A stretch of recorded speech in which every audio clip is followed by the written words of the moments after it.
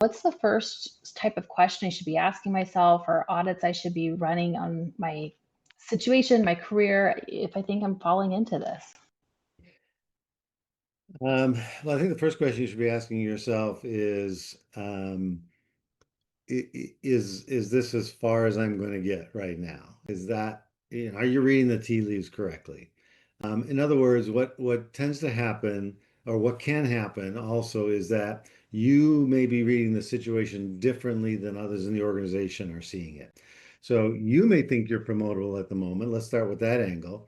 But others feel like maybe you need a little more time in your role, or a little more challenge, or maybe you need to stretch into some growth areas before you're ready to move on.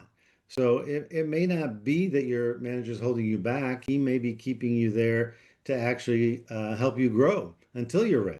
So you want to make sure you're reading the situation right. And that we call that congruency between how I'm viewing myself and how others are viewing me, right? So the first question you have to ask is there congruency here?